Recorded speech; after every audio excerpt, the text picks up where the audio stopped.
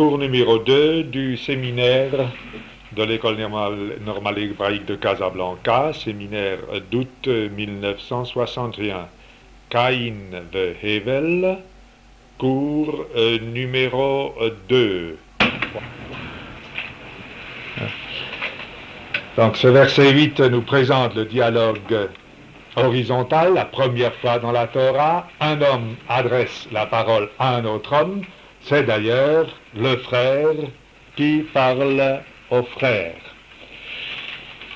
Alors ce qui est tout à fait remarquable, nous l'avons déjà dit, c'est que ce dialogue dégénère en meurtre, en violence. Vayomer Caïn hevel achiv, vayibiotam basade, vayakom Caïn el hevel achiv, vayahargeyu.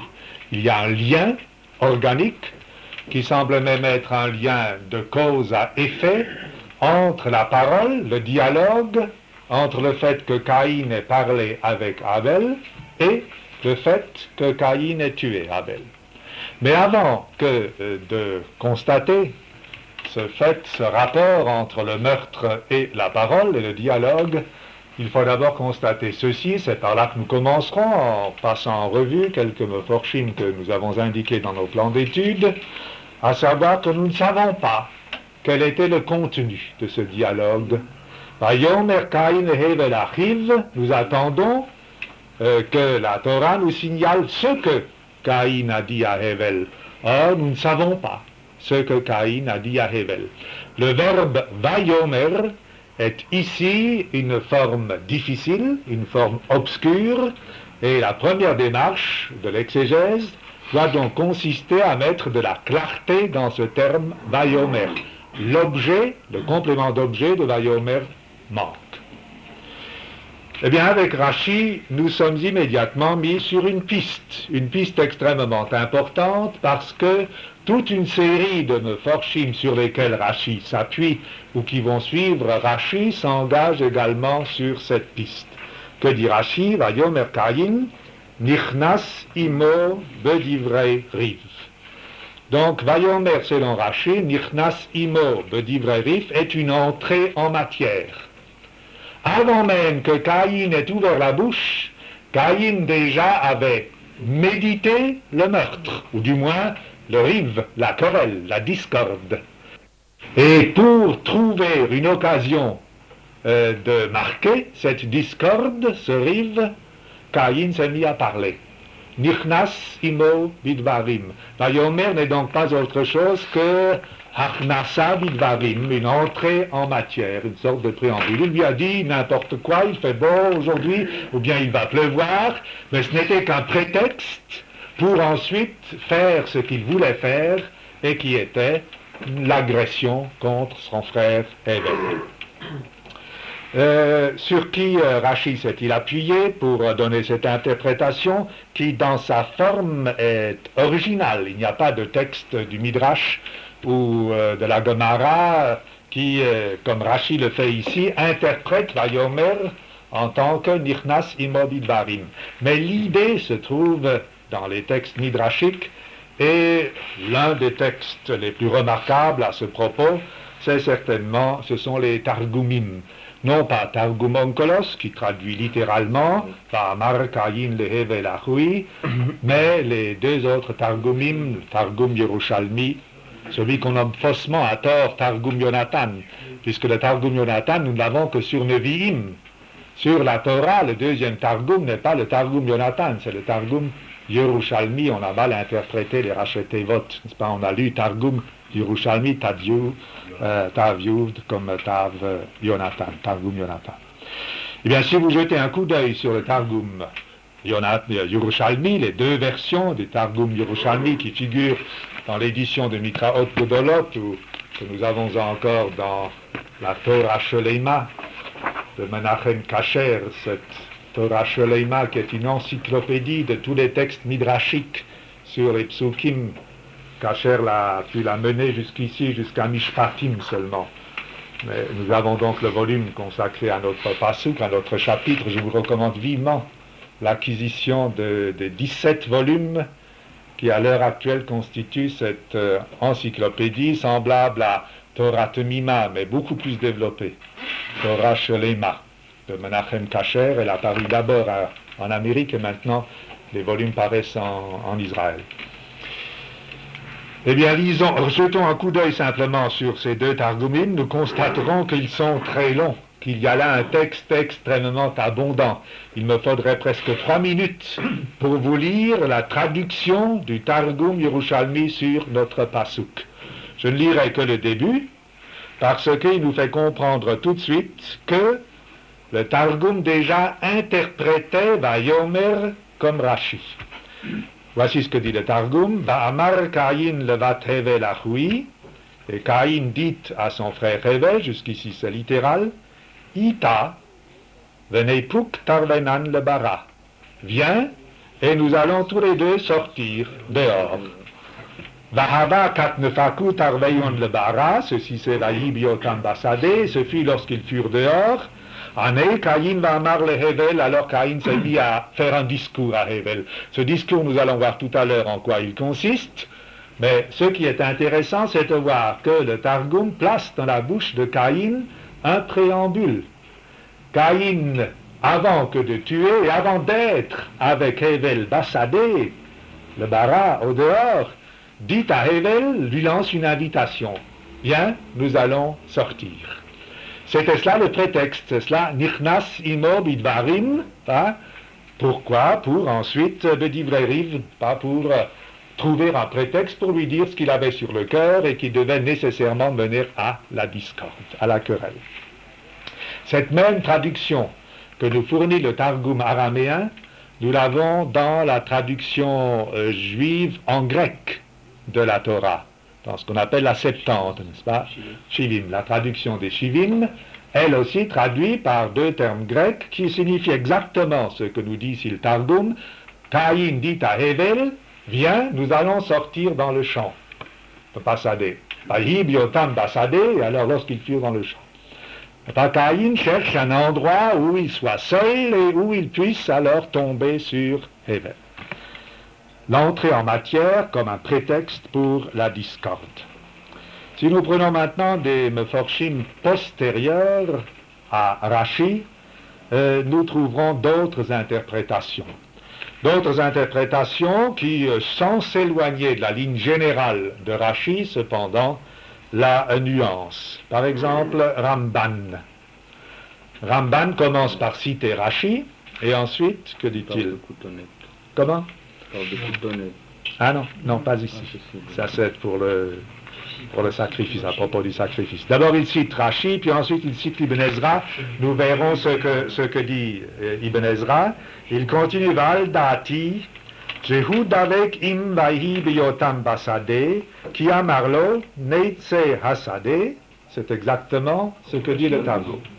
Sans mentionner le Targum, Ramban dit, il me semble que le Targum a raison, et que Vayomer Caïn el Hevel Achiv est Davouk à ce qui suit, Vaïbiotam Basadé. D'où savons-nous qu'il se trouvait Basadé? Parce qu'auparavant, Caïn avait invité Hevel à sortir dans le Sadé. Mais Ramban cite Ibn Ezra. Ibn Ezra donne une autre interprétation, qui semble différente de celle de Rashi. Vayomer Caïn Ibn Ezra Hakaro Beilai She Amarlo Kol atochachot shehochicho Hashem. Vayomer Caïn Hevel Achiv serait le résumé de ce qui précède, du Pasuk Zayin. Au Pasuk Zayin et au Pasuk Vav, Vayomer Hashem el Caïn, Dieu a dit quelque chose à Caïn. Nous avons vu hier ou avant-hier que ce que Dieu a dit à Caïn n'est pas tellement clair et pas tellement simple, que c'est très complexe. Mais nous avons dit aussi qu'à première vue, il y a une interprétation que tous les meforshim donnent et qui est que Dieu a placé devant Caïn la notion de teshuva, n'est-ce pas? Tu as mal agi, c'est pour cela que je n'ai pas agréé tes sacrifices, mais im teitif se eit, si tu agis bien, alors tout pourra de nouveau bien aller. C'est cela, c'est l'idée de la faute et de la récupération de la faute par la teshuva, par le repentir, Vayomer Caïn el Hevel, que Caïn a dit à Hevel. L'interprétation d'Ibn Ezra est intéressante et elle est presque psatique, n'est-ce pas? Effectivement, Dieu vient de parler à Caïn, Vayomer Caïn el Hevel Arif. Alors Caïn a répété ce que Dieu lui a dit à Abel. Mais ce qu'on ne comprend pas alors, c'est comment de cela a pu sortir, a pu dégénérer le riv. Vaya hargayu, vaya comme Caïn. À moins que l'on suppose ce que fait justement le Targum, et certainement Ibn Ezra le présuppose aussi, que Caïn n'a pas seulement répété les paroles de Dieu, mais qu'il les a déjà interprétées, et même qu'il les a contestées. Ou si vous voulez, comme nous l'avons dit dans notre précédent cours, Caïn a, dans la parole de Dieu, senti qu'il y avait une ambiguïté.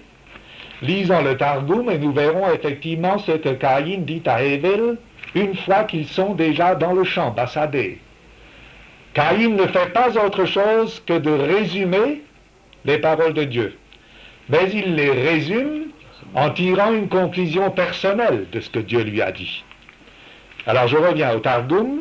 Voici ce que dit Caïn à Hével.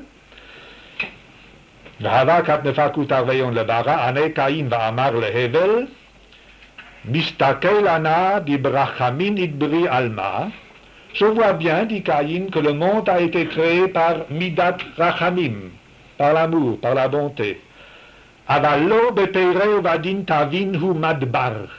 Mais le monde n'est pas conduit selon les Maasim Tovim. Sans doute, Dieu est bon, mais il est bon en quelque sorte égoïstement pour lui-même. Les actions des hommes n'ont aucune influence sur la marche du monde. Umetuv apin it bedina. Et je soupçonne même, dit Caïn, qu'il y a metuv apin, qu'il y a une certaine acception de personnes dans le din.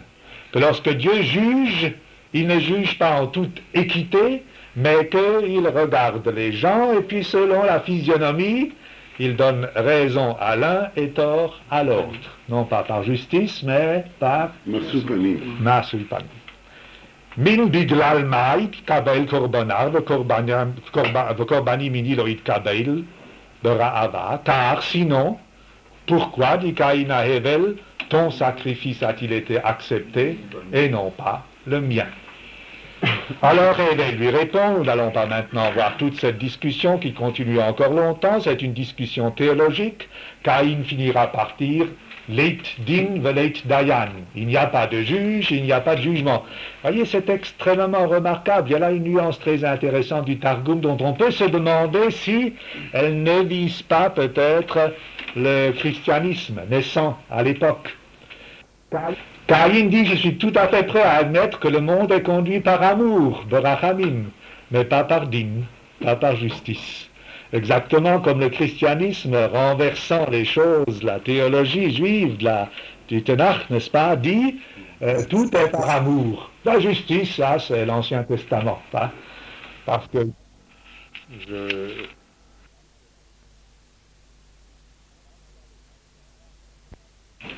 Ainsi, avec Ibn Ezra et le Targum, on comprendrait bien, n'est-ce pas, Caïn a répété les paroles de Dieu à Hével, mais en les interprétant à sa manière, d'une manière telle qu'il y a eu un conflit théologique entre Caïn et Hével, et c'est ce conflit théologique qui a amené Caïn en cours de discussion à frapper Hével. Ce que nous retiendrons tout de suite... Pas une préméditation alors du crime. Non, nous y reviendrons, nous résumerons, n'est-ce pas? Alors, ce que nous retiendrons en tout cas, jusqu'ici, dans toutes les interprétations données jusqu'ici, et encore dans 2 ou 3 que nous donnerons dans un instant, c'est que les paroles prononcées par Caïn sont en rapport avec ce qui précède, avec ce que Dieu lui a dit, et donc avec le sacrifice. C'est parce qu'il y a eu sacrifice. C'est parce que Dieu a agréé le sacrifice de Hével et non pas celui de Caïn. C'est parce que là-dessus Dieu a adressé la parole à Caïn que Caïn ressent le besoin de parler avec Hével et que ensuite ce dialogue s'argumentant, on en arrive jusqu'à la violence, à la querelle. Ceci Rodak le dit aussi. Il le dit d'une manière un peu plus moderne et avec une nuance psychologique extrêmement intéressante que Malbim a ensuite reprise, ce Malbim dont nous avons parlé la dernière fois déjà. En effet, Rodak dit ceci, Vayomer Caïn et Hével, Yidme kilo asa tshuva, il me semble, dit Rodak, que, ayant entendu l'appel à la tchouva que Dieu lui a lancé, Caïn n'a pas fait tchouva, velo hitrachet bedato, il ne s'est pas repenti, il n'a pas changé d'avis, shechashav la'asot ra'a gdola, il a vraiment voulu, alors prémédité, de faire du mal à Hevel, Vaharat et Achiv. Ou Perush Vayomer Caïn, que signifie alors ce début de verset, Vayomer Caïn, She'amarlo ato chachot she'ochicho ha'il. Effectivement, Caïn n'a rien fait d'autre, comme le dit le Targum Ibn Ezra, que de répéter les paroles de Dieu. Va'amarlo, et il lui a dit, Ata garamtali, c'est toi qui es la cause que Dieu m'ait parlé comme cela. Ou Kyotse Badavachazé, il lui a dit des choses semblables, c'est à cause de toi que tout est arrivé. Si toi tu n'avais pas offert le sacrifice d'une certaine manière, alors Dieu ne t'aurait pas agréé, ne m'aurait pas repoussé, Dieu ne m'aurait pas fait les reproches. V'hosif Kaas, Veroges. Et ainsi, dans la conscience de Caïn, il s'est échauffé et il s'est mis en colère. Au début peut-être, quand Caïn a commencé par redire les paroles de Dieu, il était calme. Il a dit simplement à Abel, tu sais, Dieu m'a parlé, je vais te dire ce qu'il m'a dit. Et puis en cours de route, en parlant, en disant Dieu m'a dit, la petach atat rovetz, atat shalbo, velichachukato, aloim teitiv seit, etc. Quand il a dit, donc Dieu m'a dit que moi j'ai mal agi, mais que je peux bien agir, tu sais, c'est à cause de toi qu'il m'a dit tout cela. Il y a eu un processus psychologique qui a fait que Caïn s'est mis en colère, et ensuite, il m'affecte, comme disent les Allemands, n'est-ce pas, non pas par raisonnement, mais en quelque sorte par un débordement de sa sentimentalité intérieure, de ses sentiments qui ont lâché la bride, il s'est jeté sur Hevel. Ici, nous sommes très près de l'interprétation de Malbim qui nous disait, parce que Caïn croyait voir en Hevel le Khatat, la Petach Khatat Rovetz. Bien. Arrêtons-nous un instant ici et essayons de résumer cette série d'interprétations. Avec les Targumim, Rashi, Ramban, Ibn Ezra, Rodak, Malbim, nous constaterons ceci. Premièrement, qu'il n'y a pas d'ambiguïté alors dans ce dialogue, que le dialogue est extrêmement net. C'est que Caïn, Vayomer Caïn el Hevel Achiv, ne signifie pas autre chose qu'une entrée en matière. Soit avec Rashi, une rentrée en matière en tant que dialogue, soit avec Ibn Ezra et Rodak, sans doute, plus encore qu'Ibn Ezra, Vayomer Caïn el Hevel Achiv, interprété comme al Hevel Achiv. Rodak le dit. Caïn a commencé par dire quelque chose et il a rapporté cette parole sur la personne de Caïn, ce Hevel. C'est ce qu'en psychologie on appelle un transfert. Je dis quelque chose d'absolument anodin, et puis en cours de route, je transfère ce que je dis sur quelqu'un qui n'était pas du tout visé au début. Donc le dialogue horizontal, ici, est tout à fait clair et net. Un homme parle pour entrer en matière avec un autre parce qu'il veut lui répéter des paroles qu'il a entendues, et puis par un processus psychologique ensuite, cette parole dégénère. Au fond, l'avertissement que nous donnerait ici, c'est Meforshim, lorsque nous lisons ce passouk, c'est Hizavu b'divreichem. Faites attention à ce que vous dites. Vous commencez par parler, vous ne savez pas où peut vous mener cette parole. Une parole au début innocente comme celle de Caïn, qui ne voulait que redire à Hevel ce que Dieu lui avait dit, peut devenir une parole agressive. Deuxième constatation, l'innocence de Hevel dans ce dialogue. Avec les Meforshim que nous avons vus jusqu'ici, l'agresseur c'est Caïn. Hevel est absolument innocent. Sans doute dans le Targum, Hevel répond à Caïn, mais ses réponses ne sont pas du tout provocantes ni insolentes. Hevel dit simplement, là où tu dis Rachamim, moi je dis Din. Bon, il peut faire une objection, mais Hevel est innocent, il meurt innocent, frappé par un homme en qui la parole, en quelque sorte, s'est transformée en arme, n'est-ce pas? Troisième constatation, c'est que ce dialogue horizontal ne se serait pas fait, avec les graves conséquences qu'il entraîne, s'il n'y avait pas eu auparavant le dialogue vertical. Si Dieu n'avait pas parlé à Caïn, Caïn n'aurait pas éprouvé le besoin de répéter les paroles de Dieu à Hével. C'est extrêmement important, remarquez-le bien. Tous ces meforshim rattachent la première parole de Caïn à Hével à ce que Dieu lui a dit, qui est juste dans les psukim auparavant, ce que Dieu lui a dit étant lié au sacrifice, au korban. Il y a donc là une succession de cause à effet, du korban à la parole de Dieu à Caïn, et puis de la parole de Dieu à Caïn à la parole de Caïn à Hével. Ce qui nous amènerait à la conclusion suivante, dans cette première perspective, le dialogue horizontal a pour source le dialogue vertical. L'homme ne parle que parce que Dieu a d'abord parlé à l'homme. La parole de Dieu, la parole humaine n'est pas une parole naturelle, inventée par l'homme, mais elle n'est que l'écho ou la réponse ou la réaction à la parole divine. C'est un problème philosophique assez important, le problème de l'origine du langage, sur lequel nos philosophes ont beaucoup réfléchi, eux aussi, n'est-ce pas? Et ce passouk peut servir dans cette interprétation de pièce dans le dossier, dans le débat. D'après cela, la parole de l'homme, le dialogue horizontal, serait issu du dialogue vertical. On peut supposer que si Dieu n'avait pas parlé à Caïn, Caïn n'aurait pas parlé à Ève. Eh bien, nous allons maintenant rencontrer une série de meforshim qui renversent complètement ce schéma. Absolument.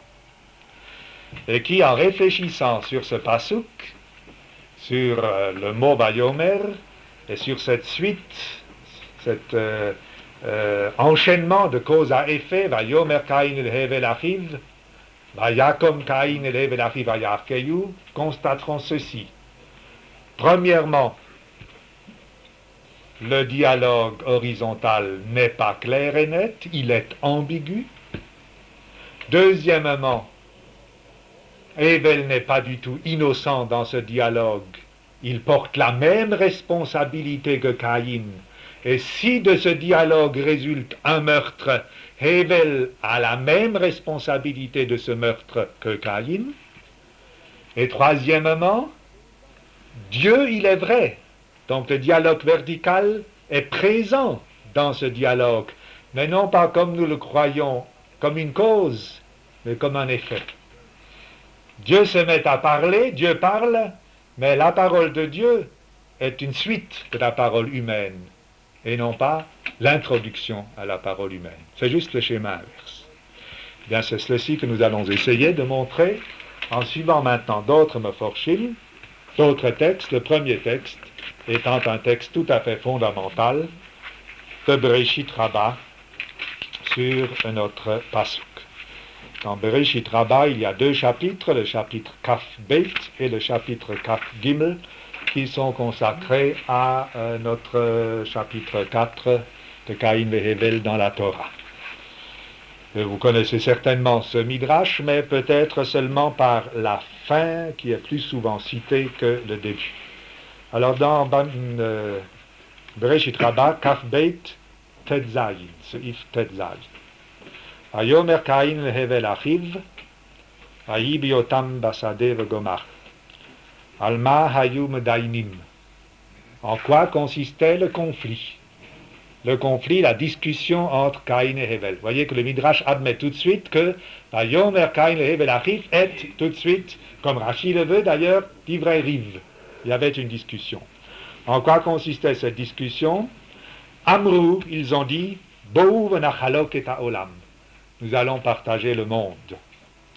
Echat natal et akarkaot, echat natal et amtaltelin. L'un a pris les choses stables, immeubles, le sol, et l'autre, Hével, a pris les choses meubles. Hével était berger, il a pris, lui, nous le voyons, par les troupeaux, les animaux, et Caïn était agriculteur, il a pris la terre, le sol.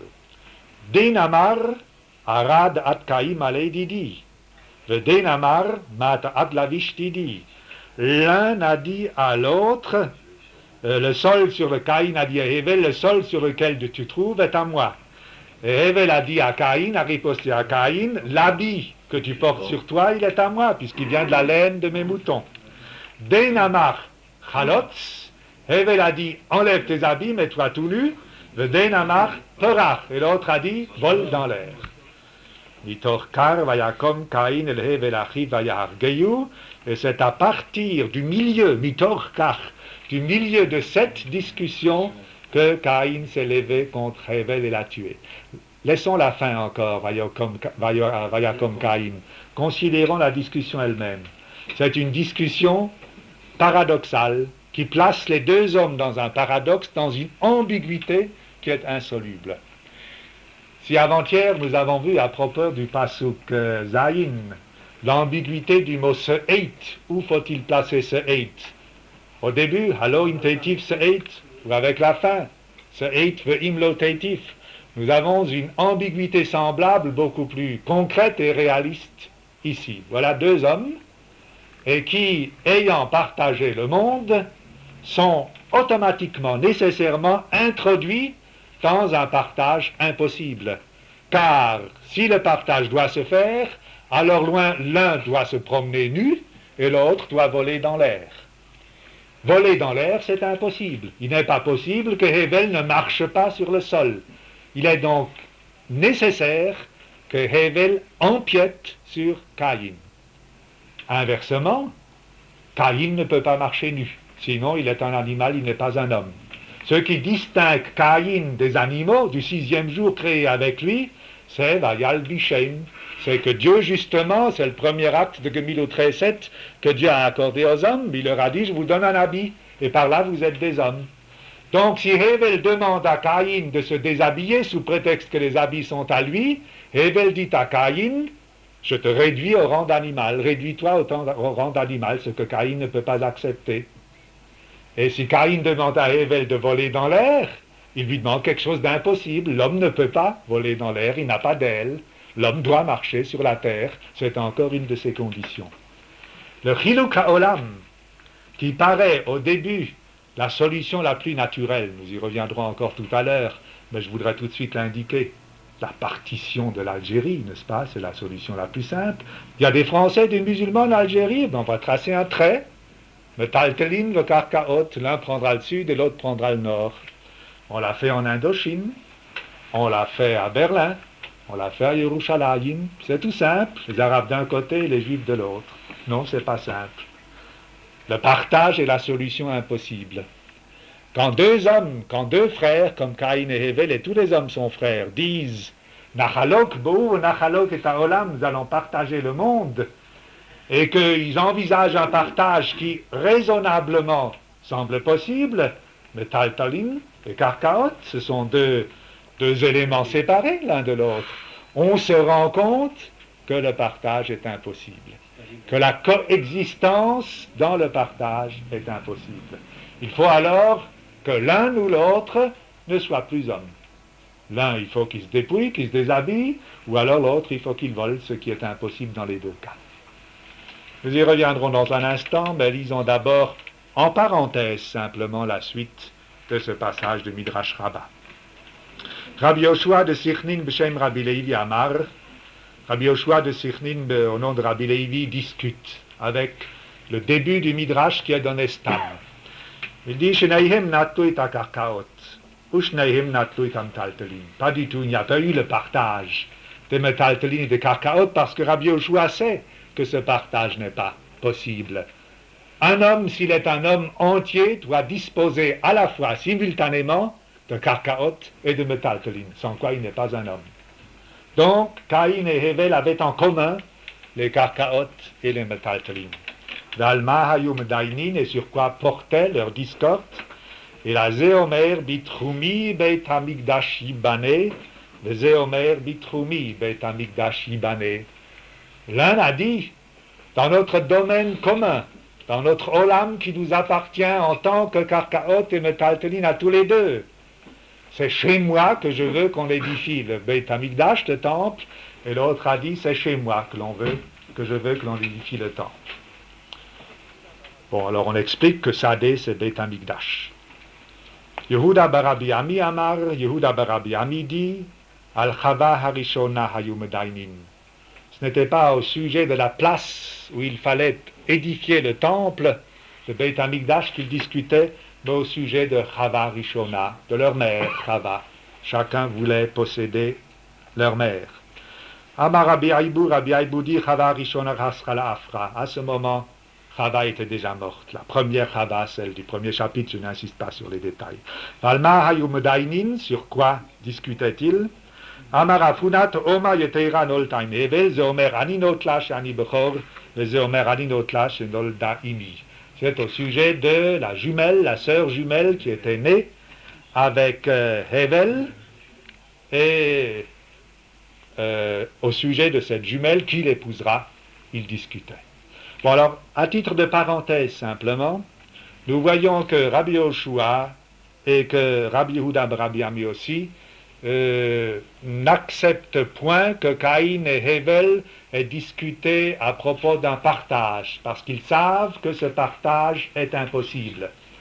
Rabbi Yoshua pense qu'ils ont discuté sur le sens qu'il importe de donner au Olam, la signification qu'il faut lui donner. Bitroumi Yibane Beit Hamikdash.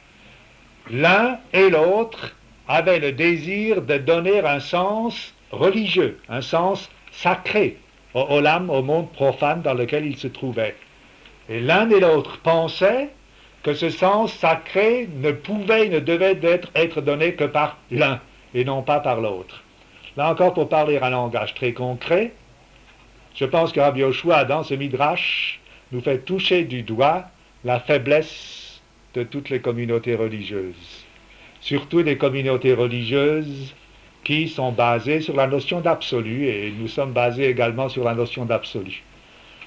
Le christianisme et l'islam, c'est évident. Le christianisme dit « pas de salut en dehors de moi ». Les chrétiens sont tout à fait prêts à partager le monde, le olam, kalm, taltelin et karkaot avec tous. Mais le sens sacré de ce monde, ce que signifie ce monde du point de vue religieux, cela, seuls les chrétiens peuvent le dire. Un non-chrétien n'est pas un homme religieux avant qu'il ne entre dans la communauté chrétienne, qu'il ne se convertisse. Pitroumi ibane beit hamikdash, disent les chrétiens, étant ici soit Caïn, soit Hevel. De même, les musulmans, islam. Comment? Bon, très bien. Heureusement que la religion juive échappe à cette volonté, à ce désir de prosélytisme et de conversion du monde. Et précisément, nous y échappons parce que nous échappons à ce rive de Caïn et de Hevel. Si Rabbi Yoshua veut dire quelque chose ici, il nous dit, vous juifs, n'oubliez jamais que vous ne devez pas, comme les autres, comme les chrétiens ou comme les musulmans, dire il n'y a pas de salut religieux, il n'y a pas de signification religieuse du monde en dehors de nous. Parfaitement. Les Bnei Noach, eux aussi, en restant Bnei Noach depuis la naissance jusqu'à la mort, réalisent une signification religieuse du monde. Si nous commençons par dire Bitroumi Yibane Beit Hamikdash, alors nous sommes déjà sur la voie de Vayakom Caïn el Hevel Achiv Vayahargeyu. Alors il faut l'inquisition, il faut les guerres saintes pour la conversion de force. Quant à Rabbi Yehuda Rabbi Ami, ici nous entrons dans un domaine que la psychologie, la psychanalyse a modernisé, mais que connaissaient déjà nos anciens aussi. Déjà Goethe, la conclusion du grand drame de Goethe auquel elle a travaillé toute sa vie, le Faust, c'est das ewig weibliche Situn Sinan. Ce qui est l'élément moteur chez l'homme, c'est l'éternel féminin, ce qu'il y a d'éternel dans la femme, le principe éternel de la femme. Al-Chava Rishona, il discutait sur l'archétype de la femme. Si nous avons rencontré avant-hier la femme Naama dans notre chapitre en tant que modèle de la beauté et source de l'art, ici il est question d'un principe féminin beaucoup plus général et qui est à la base de toutes les démarches humaines si on n'y fait pas attention. Qui effectivement, les psychologues et les psychanalystes le savent, le découvrent, risquent de déterminer tous les actes des hommes si les hommes n'établissent pas des barrières et n'établissent pas par la morale et par la vie sociale des limites dont on sait que nous n'avons pas le droit de les franchir. Sinon, alors, nous sommes abandonnés entièrement à la passion parce que cette passion est assez forte en nous pour diriger toutes nos pensées, tous nos actes, si nous nous laissons guider par elle. Avec la nuance que ce n'est pas toujours Chavarishona, l'archétype, la femme, l'idée de la femme, mais comme dit la suite du Midrash, la Tohoma, précisément la jumelle, la femme de l'autre, celle qui est destinée à l'autre et que nous croyons devoir réclamer pour nous, n'est-ce pas? Là, je n'entre pas dans les détails, ça nous mènerait beaucoup trop loin. C'est un aspect d'une recherche que l'on peut faire sur le thème de la présence ou de la force qu'a le principe féminin dans les démarches de l'homme, de l'humanité, principe qui est découvert ici, mais dont on nous dit aussi qu'il est la source de toutes les violences. Si on fait le bilan des crimes qui sont commis chaque jour à travers le monde, on constatera que 30% de crimes sont commis, de meurtres sont commis par rapacité, par vol, et que 70% sont commis par passion, à cause d'une femme qui est aimée par deux hommes. C'est moi qui veux cette jumelle, et l'autre dit c'est moi qui la veux. D'autre part, s'il y a les guerres de religion, auxquelles nous faisions allusion tout à l'heure, et qui sont la conséquence de Pitrumi Beit Hamikdash, il y a la guerre de Troie, pour la belle Hélène, qui est l'une des guerres fondamentales et qui, elle aussi, est à côté de la guerre du pétrole et des guerres de religion, l'une des guerres les plus terribles et qui est issue de cela, n'est-ce pas, de ce que le Midrash désigne ici, qui était dans Vayomer Caïn El Hevel Achiv. Mais revenons au début du Midrash. Cette interprétation qui est donnée, ce tam, et qui est le Chiluk HaOlam.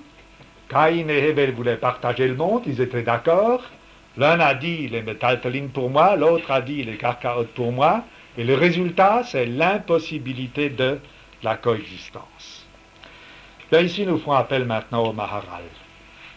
Le Maharal de Prague, à de nombreuses reprises de son œuvre, revient sur le thème de Caïn et de Hevel. Il l'analyse sous tous ses angles, et en particulier, il trouve dans notre Pasuk et dans notre Midrash la source d'un principe qui lui paraît général, absolu, et qui est extrêmement important. Tout d'abord, nous dit le Maharal, et on le voit d'après le Midrash, lorsque l'un des frères dit à l'autre « Ba'uv nachalok et ha'olam », cela n'a aucun rapport avec ce que Dieu a dit à Caïn et avec les korbanot. Cela se place tout au début de l'histoire de Caïn et de Hevel. En effet, dans la perspective du Midrash, lorsque nous arrivons au Pasuk Chet, Vayomer Caïn Hevel Achiv, l'idée sous-jacente, c'est celle du Pasuk Beit. Vatosef laletet et arrive Havel, Vayi Hevel roetzon, de Caïn haya ovet adama. C'est ça le choix, Bo'uv nachalok et ha'olam.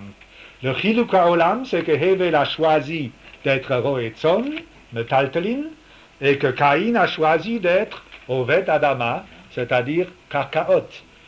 Le reste, le sacrifice, les korbanot offerts par Caïn et Hevel, et la parole que Dieu a adressée à Caïn, est une parenthèse. En tout cas, elle n'a pas de lien, de causalité ou de finalité avec le Pasuk 8.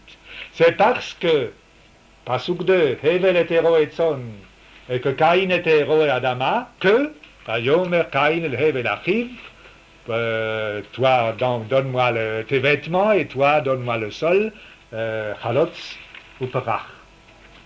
Par conséquent, dit le Maharal, le dialogue que nous avons ici, le dialogue horizontal entre Caïn et Hevel, d'une part, n'est pas rattaché au dialogue vertical. Ce n'est pas parce que Dieu a parlé à Caïn, comme nous le pensions tout à l'heure avec le premier Morphorshim, que Caïn, répétant les paroles de Dieu, arrive ensuite à la discorde.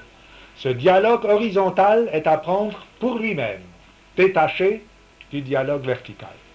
D'autre part, remarque le Maharal, ce dialogue horizontal n'est pas lié à une occasion. Ce n'est pas parce qu'à un certain moment, Caïn et Hével ont offert des corbanotes et qu'à l'occasion de ces corbanotes, Dieu a parlé à Caïn que, ensuite, comme une conséquence, Caïn parle à Hével. Ce dialogue horizontal, cette parole adressée par Caïn à Hével, est essentiel. Il n'est pas accidentel. C'est parce que Caïn était Caïn et que Hével était Hével, en dehors de toute circonstance, en dehors de toute localisation dans le temps et dans l'espace, que, nécessairement, Vayomer Caïn Hével Achiv, Caïn a dû dire ce qu'il a dit, et Hével a répondu ce qu'il a répondu, et ici nous voyons qu'il n'y a pas de différence entre Caïn et Hével, ils sont équivalents, puisque tous les deux disent Bohu, Nachalok et Taolam, que l'un dit Chalotz, c'est Hével qui parle, et que l'autre dit Prach, c'est Caïn qui parle. Comment? C'est beaucoup plus pchatique. Ah, c'est beaucoup plus pchatique. Et vous allez voir que c'est plus pchatique aussi du point de vue philosophique. Le Maharal découvre ici une donnée fondamentale de la coexistence humaine, du dialogue. Lorsque deux hommes se parlent, c'est qu'ils sont face à face, c'est qu'ils sont coexistants. Or, alors je lis d'abord quelques lignes consacrées par le Maharal dans son Gur Aryeh, c'est un des premiers Sfarim du Maharal, c'est un commentaire sur Rashi. Que dans son commentaire sur Rashi, le Maharal consacre à notre Midrash, Perush Hadrash, voici l'interprétation du Midrash. Kaasher hitbaer lacha le ma'ala, ki Caïn ve kaasher hitbaer lacha le ma'ala, justement, comme je l'ai expliqué plus haut, il faut remonter plus haut pour comprendre, ki Caïn ve Hével hayu shenei hafakim. Caïn ve Hével étaient deux contraires, heifech. L'un était le contraire de l'autre. L'un était berger, metaltelin, l'autre était agriculteur, karkaot, ce sont des hafachim, ils sont contraires. Ve'ilu hayu muftalim le gamri belo ishtatfut klal, az haya shalom benehem. S'ils étaient alors, en tant que contraires, tout à fait séparés l'un de l'autre, c'est-à-dire non coexistants, s'ils n'étaient pas en coexistence, si l'un était au pôle nord et l'autre au pôle sud, alors la paix aurait régné entre eux, le shalom aurait été entre eux, il y aurait eu un no man's land entre eux, n'est-ce pas? Kizé haya como hashalom sheose hakadosh baruch hu ben Gabriel sheu eish ou Michael sheu ma'im, ve'in ha'echad mechabe et chavero. De même que Dieu fait la paix entre l'eau et le feu, l'un n'éteint pas l'autre, parce qu'il y a en dehors de l'eau et du feu qui sont opposés, qui sont contraires, Dieu qui envoie son shalom. Ose shalom bimromav. Le shalom de Dieu qui vient des hauteurs pose la coexistence du feu et de l'eau. Avalheim, le Caïn ve Hével, hayu hafachim. Eux, ils étaient opposés, velo haya hevdel benayem. Il n'y avait pas de havdala entre eux. Ils étaient coexistants. Kizé nichnas pirshut ravecho. Alors, celui-ci a pénétré dans le domaine de l'autre. La coexistence présuppose, et le Maharal le dira encore dans d'autres termes, l'intrusion de l'un dans l'autre. Ki le Caïn raoui ha'adama v'harei Hével tzarich lo la'amod alea, car à Caïn revenait la terre, mais Hével avait besoin du sol pour poser ses pieds dessus. Ve'Hével haya lo hatzemer, et à Hével appartenait la laine. V'haya Caïn nichnas tirshuto liot lovesh, mais quand Caïn voulait s'habiller, il avait besoin de pénétrer dans le domaine de Hével. Le fichar lo haya shalom benehem, c'est pour cela que la paix n'était pas entre eux, ou ba ha-machloket benehem, et que la machloket, la discorde est venue entre eux, ce kol echad ve'echad haya hafach mechavero, parce que l'un et l'autre étaient le contraire de l'autre, ve'i efshar lahem liot nifrat echad mechavero, rak hayu mitchabrim mishtatfim yachad ve'nichnesu ba machloket. parce qu'il y avait une chute-foot entre eux, n'est-ce pas? Parce qu'il y avait, comme ils étaient des contraires, mais en même temps sans séparation, il y avait une chute-foot, une communauté fondamentale entre eux, c'est pour cela, Echat, Nichnas, Birshut, Traveiro, et qu'il y a eu le Machloket. Le Maharal dira ceci d'une manière plus explicite dans le Derech Hayim, qui est son commentaire sur les Pirkei Avot. Sur la dernière Mishnah du premier Pérek de Pirkei Avot, Ashlosha Dvarim Haolam Kayam, Aladin, Vala Shalom, Vala Emet, le Maharal, analysant le Shalom, constate ceci, c'est que dans l'organisation même, la structure du monde, de l'humanité, telle que Dieu l'a faite, et c'est la volonté de Dieu, Echat, Nichnas, Birshut, Ravero. Et il va plus loin. Echad, Bitul, Ravero. L'un est nécessairement l'annulation de l'autre. Parce que je suis, moi, une personne, eh bien, dit le Maharal, je peux prétendre à être le tout. Et par conséquent, Ani mevatel et ka'achirim. Je vous annule, vous tous, et vous faites la même chose pour moi.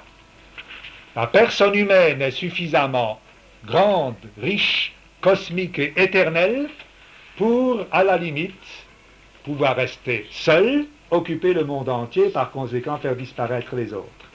Il y a donc une concurrence fondamentale entre les hommes. Et le shalom, ce n'est pas autre chose. Et le shalom, ce n'est pas autre chose que le devoir qu'ont les hommes d'accepter précisément cette chutfut, cette solidarité intime, sans qu'il en résulte une machloket. C'est d'accepter que Echat Nichnas Birshut Ravero. Moi, je suis moi. Mon moi, c'est ma maison.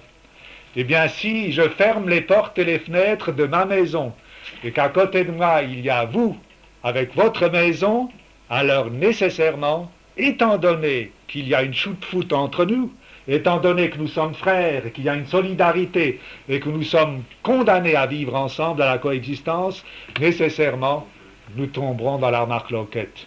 Il y a une condition seulement qui nous permet d'éviter machloket. C'est le shalom, c'est-à-dire que j'ouvre mes fenêtres et mes portes, et que je vous permette de pénétrer chez moi, et inversement, que vous me permettiez de faire cette démarche essentielle en l'homme qui est Nichnas Begeder Ravero, Nichnas Birshut Ravero. En revenant, si vous voulez, au thème politique, le partage. Partager l'Algérie, partager la Indochine ou partager Yerushalayim, cela peut se concevoir, mais à une condition, c'est que la ligne de partage ne soit pas une frontière avec des fils de fer barbelés, mais que n'importe quel homme d'un côté ou de l'autre puisse à n'importe quel moment franchir cette ligne de partage et vivre librement de l'autre côté. Et non seulement puisse le faire, mais soit invité par l'autre à le faire. Sinon, toute ligne de partage est machloket. Ce n'est pas le shalom qu'on crée en traçant un trait à travers Yerushalayim ou Berlin, mais c'est la source d'une nouvelle machloket, d'une nouvelle guerre. Si nous avons peur qu'il y ait une guerre pour Berlin, c'est parce qu'on a divisé Berlin en deux. Si nous n'avons pas encore le shalom en Israël, c'est parce qu'on a divisé Yerushalayim en deux. On pourrait diviser Berlin en deux, Yerushalayim en deux, mais encore une fois, à une condition, c'est qu'on puisse franchir la ligne de démarcation en parfaite liberté. Mais à ce moment-là, pourquoi diviser ? Parce que l'autonomie de l'homme est au prix de cette division. Parce que s'il n'y a pas division, si moi je ne suis pas quand même moi, et vous n'êtes pas vous, mais que nous nous ouvrons de telle sorte que vous m'envahissez, que je vous envahis, alors il y a une confusion totale, et c'est l'être qui disparaît dans la masse. Ça, c'est l'autre aspect, l'autre danger, que le Maharal analyse à propos de Haflaka, à propos de Babel. Ce que les hommes de Babel avaient justement tenté de faire, c'était la massification.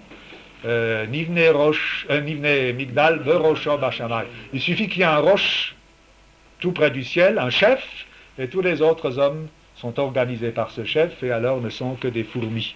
Alors l'humanité serait une fourmilière.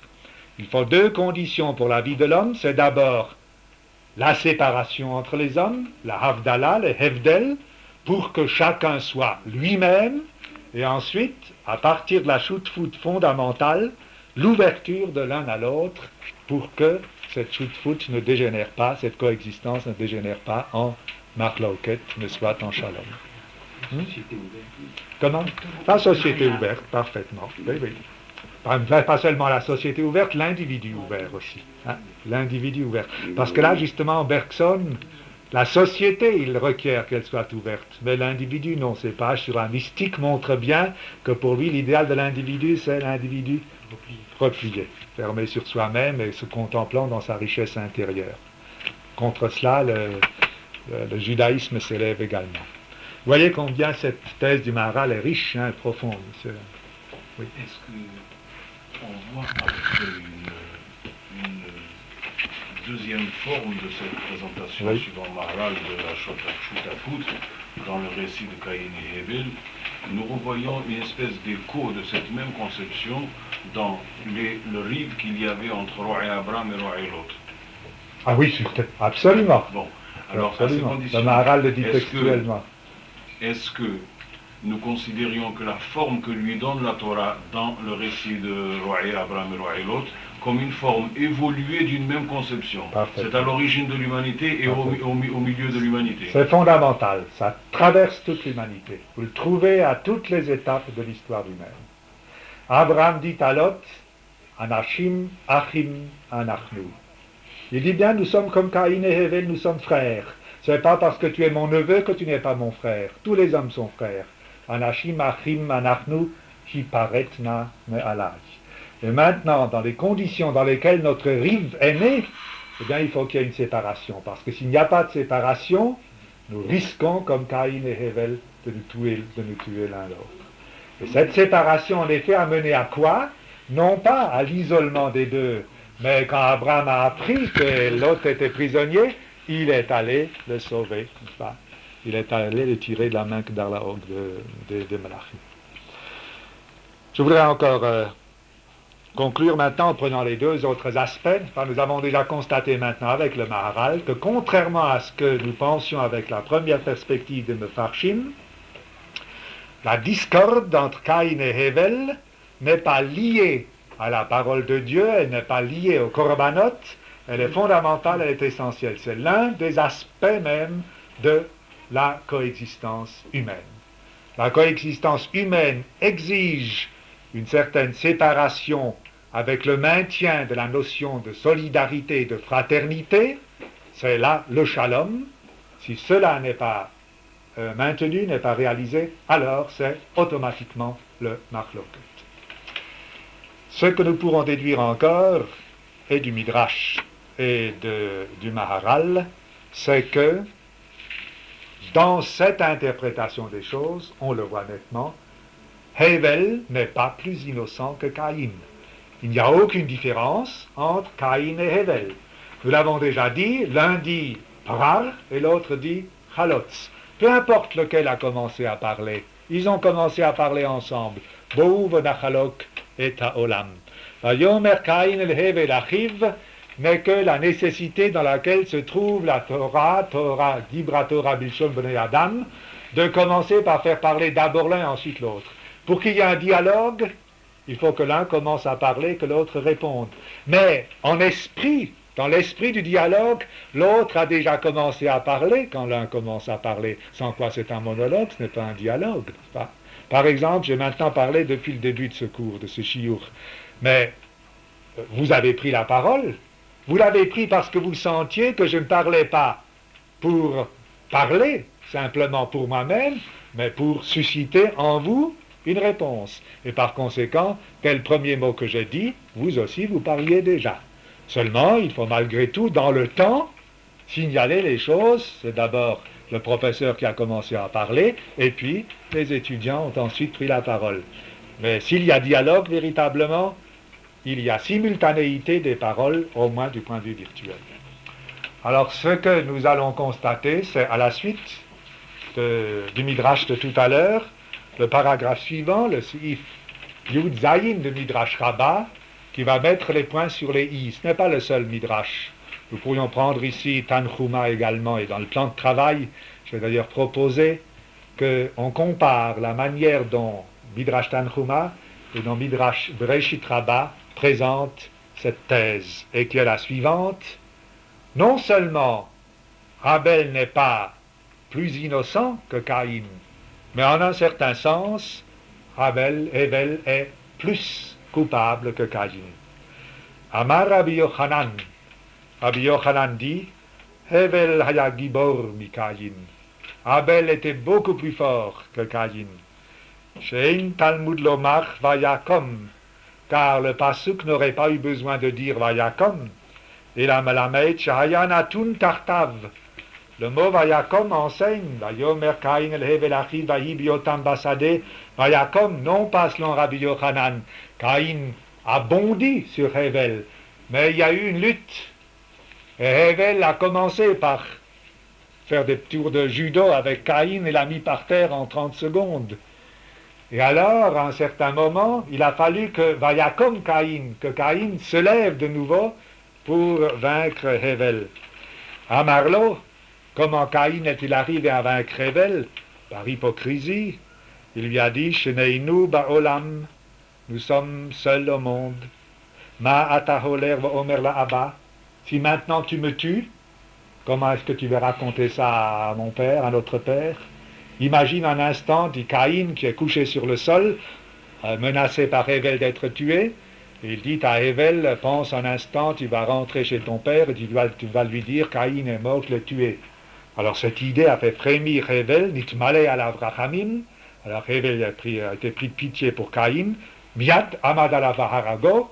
Et voyant que Hevel lâchait Caïn, Vayakom, a bondi et l'a tué. On voit ici au moins une chose, c'est que si en fin de compte c'est une hypocrisie de Caïn qui lui a permis de tuer Abel, au début c'était Abel qui menaçait Caïn. Parce que si Caïn implore Abel de lui sauver la vie, c'est bien parce que Caïn sentait que Hevel menaçait sa vie. Quand Hevel avait mis son genou sur Caïn, alors à ce moment, Caïn sentait que Hevel voulait le tuer. Voulait effectivement le tuer comme Caïn a ensuite tué Hevel. Cette phrase de cette interprétation de Rabbi Yochanan confirme ce que nous avons senti déjà par le Midrash plus haut et par le Maharal, n'est-ce pas? À savoir que dans cette ambiguïté du dialogue, dans cette importance aussi du dialogue humain qui porte en lui tout le sens de la coexistence humaine, tout son fondement moral, eh bien, il n'y a pas de culpabilité plutôt chez l'un que chez l'autre. Celui-là même, qui pourrait paraître être plus innocent que l'autre, comporte aussi une part de culpabilité. Et cela va être renforcé encore par un dernier point, qui va nous mener également au troisième aspect que nous avions relevé. Dans la première perspective, le dialogue horizontal est détaché de Dieu. Dans la première perspective, le dialogue horizontal est dérivé du dialogue vertical. C'est parce que Dieu a parlé à Caïn que Caïn parle à Hevel. Dans la seconde perspective, disions-nous, le dialogue horizontal est détaché du dialogue vertical. C'est parce que Caïn est Caïn et que Hevel est Hevel que Vayomer Caïn Hevel arrive et toute la suite. Or, les choses ne se passent pas comme ça. Dieu est également présent dans cette interprétation, dans ce dialogue horizontal et dans ce qui en dérive. Mais il est présent, en quelque sorte, après la lutte, et non pas avant. Ou plutôt, par une espèce de renversement du temps, de la chronologie de nos psukim, qui est très fréquent, et dont nos Chachamim font une règle, en mukdam ou meuchar batorah. Il faut comprendre que si Dieu va yisha Hashem el Hevel el minchato, si Dieu agrée le sacrifice, le korban de Hevel, c'est parce que Dieu savait déjà par avance, ou bien le fait s'est produit effectivement par avance, parce que Caïn avait tué Hevel. Comprenez, il faut lire le vers, mettre le pasuk Chet avant le pasuk Gimel. Hein? Yisha, ou avant le pasuk Dalet, l'agrément que Dieu a donné à Hevel dans le sacrifice n'est pas l'introduction au meurtre de Caïn par Hevel, mais en est la suite, en est la conséquence. Effectivement, dans Vayikra Rabba, dans Emor, dans le chapitre Kavzayin de Vayikra Rabba, c'est If Hey, sur un pasuk où l'on n'attendrait pas à retrouver Hevel et Caïn, c'est le pasuk Shor o Kesef o Eiz ki Yivaleit. Le Midrash se demande pourquoi ce sont les Kvasim, les Izim qui ont été choisis pour être offerts en sacrifice, pour être donc l'élément de religieux et celui qui permet à l'homme de communiquer avec Dieu, et non pas le lion ou bien l'ours. Alors, entre autres interprétations, entre autres réponses, le Midrash donne la réponse suivante. V'hailokim yevakeish et nirdaf. Pasuk de Kohelet. Dieu recherche et nirdaf, interprété ici par le Midrash comme le persécuté. Rav Huna Beshem Rav Yosef Amar. On ne saurait trop répéter et écrire en lettres d'or ceci dans nos cœurs et sur toutes nos Bate Knesset ou nos Bate Midrash. Rav Huna Beshem Rav Yosef Amar, le Olam v'ha'elokim yevakesh et nirdaf. Ata motze tzadik rodef tzadik, v'ha'elokim yevakesh et nirdaf. Rasha rodef tzadik, v'ha'elokim yevakesh et nirdaf. Rasha rodef rasha, v'ha'elokim yevakesh et nirdaf. Afilu tzadik rodef rasha, Dieu est toujours du côté du persécuté. S'il y a deux tzadikim qui se persécutent, l'un persécute l'autre, Dieu est du côté du tzadik persécuté. Bon, il est tzadik, alors par conséquent, pas étonnant que Dieu soit de son côté. S'il y a un racha qui persécute un tzadik, Dieu est du côté du tzadik persécuté. Bien sûr, il est persécuté et il est tzadik. S'il y a deux Rechaïm dont l'un persécute l'autre, Dieu est à côté du Racha persécuté. Quoi qu'il soit Racha, mais il est persécuté. Afilou. Mais même si un Tzadik persécute un Racha, Dieu est du côté du Racha parce que le Racha est persécuté. Rabbi Yehuda bar Rabbi Simon amar b'shem Rabbi Yosef bar Rabbi Horai, le Olam HaKadosh Baruch Hu Tovea Daman Shel Nirdafin. Si nous n'avions pas bien compris, il met les points sur les i. Toujours le Saint béni soit-il réclame le sang des persécutés. Tovei adaman shel nirtafin min harodfin. Teidalacha shekahu. Tout savons-nous que c'est ainsi. Shekar hevel nirdaf bipnei kayin. Ubachar hakadosh baruchu bahevel sheneemar vayisha Hashem el hevel minchato. Nous avons maintenant la clé de la question que nous nous posions dans le premier cours. Pourquoi Dieu a-t-il agréé Hevel? Bien, nous le savons maintenant. Dieu a agréé Hevel non pas parce que le sacrifice de Hevel était meilleur que le sacrifice de Caïn, non pas parce que le sacrifice de Caïn était inférieur à celui de Hevel, mais parce que Dieu savait déjà, ou savait maintenant, la chronologie est à renverser, n'est-ce pas, que Hevel était le Nirdaf. Et notez que la mention de Hevel est faite ici après ce schéma quadripartite qui nous a été donné, Tzadik Rodef Tzadik, Racha Rodef Tzadik, Racha Rodef Racha, Afilou, Tzadik Rodef Racha. Et on ne nous dit pas de quel côté, dans quelle catégorie il faut mettre Hevel. Peu importe que Hevel ait été effectivement un Tzadik Nirdaf ou qu'il ait été un Racha Nirdaf. De toute façon, Dieu s'est mis de son côté parce qu'il était le persécuté. Et nous comprenons maintenant qu'effectivement, le dialogue horizontal est lié au dialogue vertical aussi. Il est lié au dialogue vertical par cette loi morale, qui est une loi de Dieu, une loi divine, que Dieu s'impose, que Dieu est toujours du côté du persécuté, et qui évidemment est identique avec la loi humaine que le Maharal, après le Midrash, nous a fait découvrir tout à l'heure dans le dialogue horizontal, à savoir Echat Nichnas Begeder Chavero. Nous sommes en tant qu'êtres créés en tant qu'hommes les agresseurs de l'autre. Nous sommes par notre nature même tentés d'attaquer l'autre.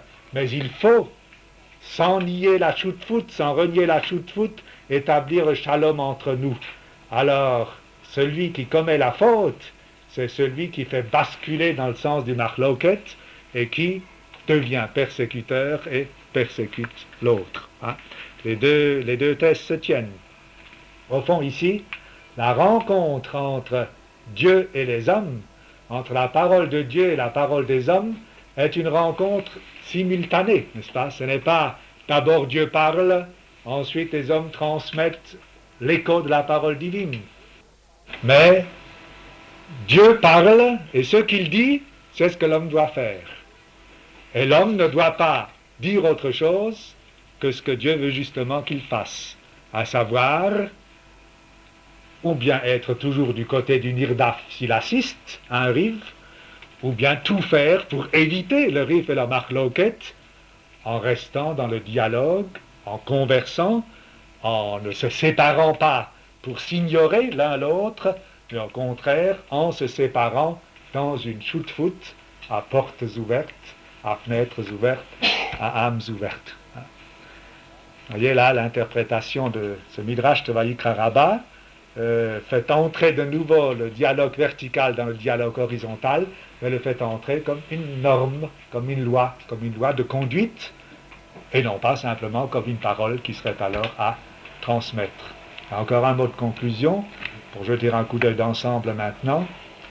Nous avons vu l'ambiguïté du dialogue vertical, le passoukret, l'ambiguïté du dialogue horizontal, ici notre passouk zayin. Non, c'était tout à l'heure le passouk zayin, maintenant le passoukret. Eh bien, nous constatons que cette ambiguïté qui est réelle et dont nous devons prendre conscience est malgré tout surmontée. Elle est surmontée parce que nous nous demandions comment l'homme pouvait ne pas se tromper sur la parole de Dieu. Dieu dit à Caïn, Aloim teitif se eit ve'im lo teitif. L'homme peut se tromper dans l'interprétation de la parole divine. Non, nous dit maintenant le Midrash. L'homme ne peut pas se tromper dans la mesure où il y a un certain nombre de règles d'éthique, de règles de morale, qui sont les règles de la conduite de Dieu lui-même dans le monde, et que l'homme connaît, Higit lecha Adam Matov, et en infléchissant la parole de Dieu vers ces règles, l'homme est sûr de bien interpréter la parole divine. Ainsi, dans le cas de Caïn, Caïn ne sait pas ce que Dieu lui a dit, mais Caïn doit savoir que certainement Dieu n'a pas pu lui dire « Tiyerodef ». N'est-ce pas ce que Malbim nous suggérait, la Petach Hatatrovets. Parce que Dieu dit toujours « Ani Elokim yevakesh et nirdaf ». Il faut être, je suis moi-même avec le nirdaf, il faut être avec le nirdaf. Donc un homme ne peut pas être un rodef. Et un homme ne peut pas interpréter la parole de Dieu comme étant une invitation à la redifa, à la persécution. Et par conséquent, malgré l'ambiguïté, il y a une clarté dans la parole divine. Cette clarté de la parole divine étant reliée aux principes de morale qui sont énoncés dans la Torah, sur lesquels le Midrash revient si souvent pour bien insister sur eux, et qui sont la ligne de conduite sûre de l'homme, et en particulier de l'homme religieux. Sur le mal et la violence, l'origine du mal et de la violence. Du coup, aujourd'hui, on voit nettement que le mal trouve son origine dans l'homme lui-même. C'est cela. C'est-à-dire, par exemple, on a dit qu'il est issu du dialogue, ou bien des divergences idéologiques, religieuses, ou alors du principe féminin. Bref, l'essentiel, c'est que le mal est issu de l'homme lui-même. Et puis, au cours d'hier, nous avons vu d'abord qu'il y a une présence de Dieu dans toutes les créations de l'homme. Et une de ces créations de l'homme était le meurtre. On a vu aussi que dans la menace de mort que Dieu a adressée à Adam, s'il mangeait de Etzadat, et le mal était virtuellement contenu dans cette menace de mort. Et ensuite, surtout, la fameuse explication qu'on a donnée, la Petach Hatatrovets, que tu le veuilles ou pas, le mal est là, Et alors, ce qui laisse croire que le mal existe sans l'homme. On peut dire bien sûr que Dieu, tout en ayant mis le mal, il a donné à l'homme la possibilité de le surmonter. Mais alors, comment Dieu pouvait-il donner le mal sans être lui-même mal? Justement, vous avez déjà donné la réponse dans votre avant-dernière phrase. Dieu n'a pas donné le mal. Dans tous les exemples que vous avez cités, le mal dont vous avez parlé est un mal virtuel. C'est-à-dire que c'est une possibilité qui est offerte à l'homme par Dieu et dont l'homme peut faire le mal ou peut faire le bien. C'est exactement l'idée du Yetzer Hara et du Yetzer Tov dont nous parlions la dernière fois. Le Yetzer Hara n'est pas mal d'une manière radicale. Le Yetzer Hara est l'un des deux Yetzarim Tovim que Dieu a déposé en l'homme pour que, à partir de l'antithèse de ces deux Yetzarim, qui tous les deux sont Tovim, l'homme puisse librement soit faire des deux, de Yetzarim Tovim, soit faire de l'un, un Yetzer Hara, en laissant par opposition l'autre en tant que Yetzer Tov. Le mal est une offre qui est faite à l'homme, c'est une tentation. Dieu crée le mal en ce sens que seul Dieu peut créer le mal, parce que seul Dieu est bon. Dans l'absolu, seul Dieu est Tov. Aucun autre être n'est Tov.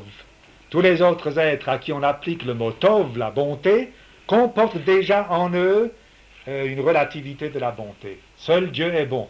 Par conséquent, seul Dieu peut dire ce qui est mal. Car le mal véritable ne peut se définir que par rapport au bien véritable. Or, Dieu étant le Tov, a dit, voici le mal, je le désigne. Mais ce mal, je ne le crée pas. Je n'en fais pas un Satan, comme dans la religion chrétienne par exemple. Je n'en fais pas une force qui dorénavant est dans le monde et qui dispose d'une puissance jusqu'à la fin des temps. Ce mal, c'est une virtualité que je confie à l'homme. L'homme a le pouvoir, à partir de sa nature, et c'est le seul être, parce qu'il est libre d'avoir ce pouvoir, de faire surgir le mal. Il peut aussi ne pas le faire surgir. Ce que je demande à l'homme, et c'est pour cela que je l'ai créé, c'est que l'homme, dans toutes ses démarches, dans toutes ses pensées, dans tous ses actes, transforme toute possibilité de mal en bien. Et il peut le faire. Mais évidemment, ça entraîne le risque de l'échec. Il y a un risque dans la création de l'homme, un double risque. Prenons d'abord le risque négatif, parce que Dieu a créé l'homme libre. L'homme est l'homme est la créature qui, à partir de son être, peut faire passer le mal de la puissance à l'acte, peut créer véritablement le mal en commettant le péché.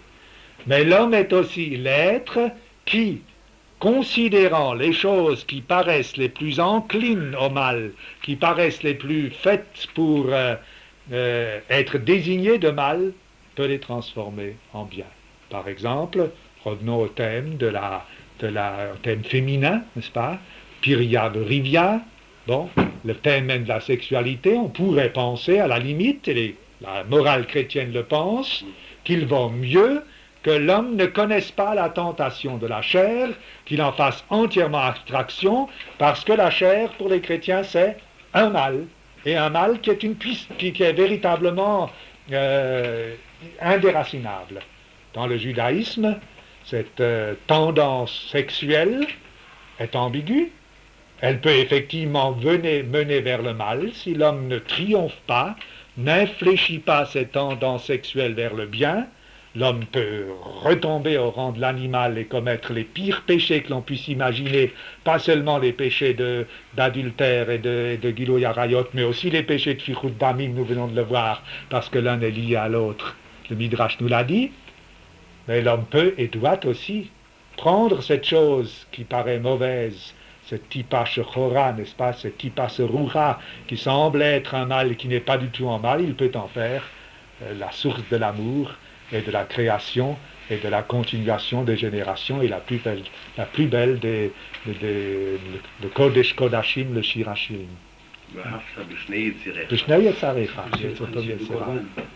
Absolument.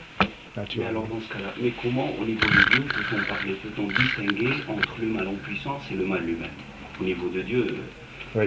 puissance et mal, c'est Oui. la même chose. Au niveau de Dieu, c'est... Alors là, je vous renvoie simplement à Rambam, n'est-ce pas? Nous employons les termes puissance et acte qui sont des termes humains pour essayer de comprendre les choses.